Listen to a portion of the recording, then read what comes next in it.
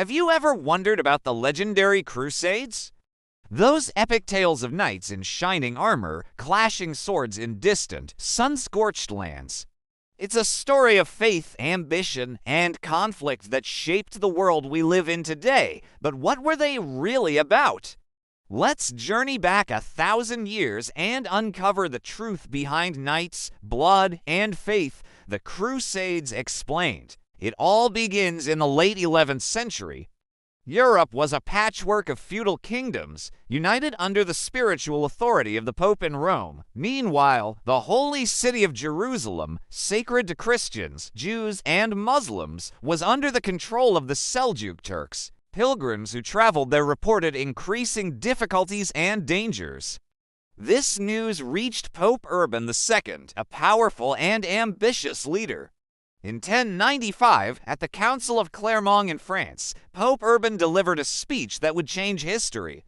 He called upon the knights and nobles of Christendom to take up arms, to march east and reclaim the Holy Land from Muslim rule. He promised spiritual rewards, remission of sins for those who undertook the journey. The response was electrifying.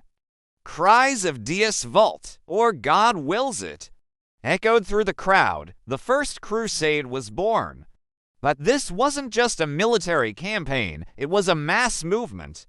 Alongside trained knights and powerful lords, thousands of common people, men, women, and even children joined the march. This People's Crusade, led by figures like Peter the Hermit, was poorly equipped and ill-disciplined. Their journey was marked by chaos, and most never even reached the Holy Land. The main force of knights, however, was a different story. These were professional warriors, the armored tanks of their day. After a long and brutal journey, they arrived at the formidable walls of Jerusalem in 1099. The siege was grueling, but they eventually broke through. The capture of the city was a major victory for the Crusaders, but it came at a terrible cost, with a brutal sack of the city that has been remembered with horror for centuries. Following this victory, the Crusaders established for states in the region, known as the Crusader states, including the Kingdom of Jerusalem. For nearly 200 years, these Western European outposts existed in the heart of the Islamic world. Life here was a complex mix of conflict and coexistence. Trade flourished, and there was a significant exchange of ideas, culture, and technology between East and West. Spices, sugar, and silk flowed into Europe, while Western architectural styles appeared in the East. Of course, the Muslim world did not stand idle by. Great leaders rose to challenge the Crusader presence.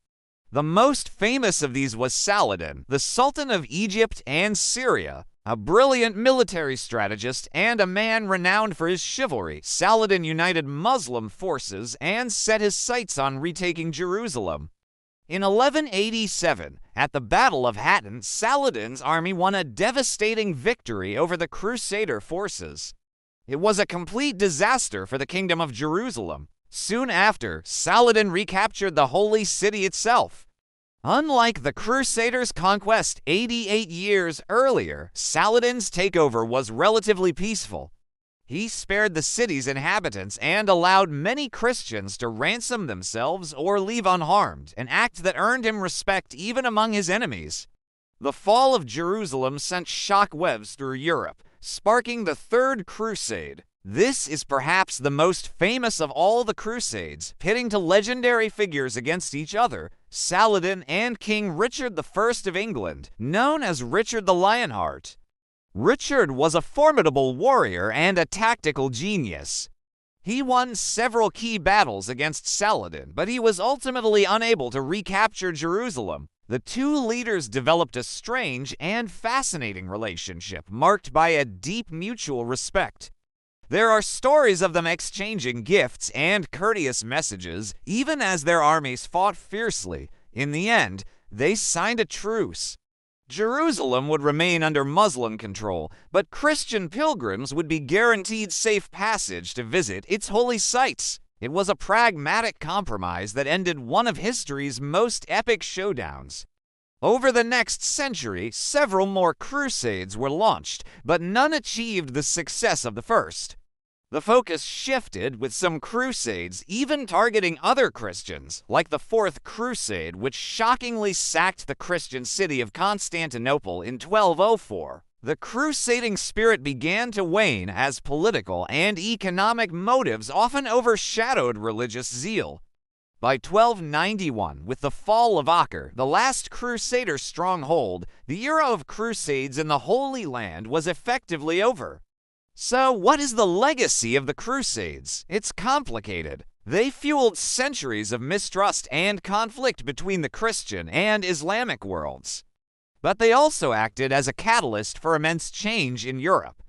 They stimulated trade, accelerated the growth of a money-based economy, and expanded European horizons. Knowledge from the Islamic world in mathematics, medicine, and philosophy flowed back to Europe, helping to fuel the Renaissance. The story of the Crusades is not a simple tale of good versus evil. It's a human story filled with faith and fanaticism, nobility and brutality, greed and sacrifice. It shows us how powerful ideas can move nations and how the quest for heaven on earth can sometimes lead to hell.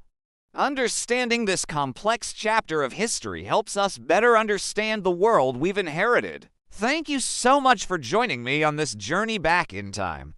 If you found this exploration of the Crusades fascinating, please hit that like button and subscribe to the channel for more deep dives into history. Don't forget to ring the notification bell so you never miss a new video. We'll see you in the next one.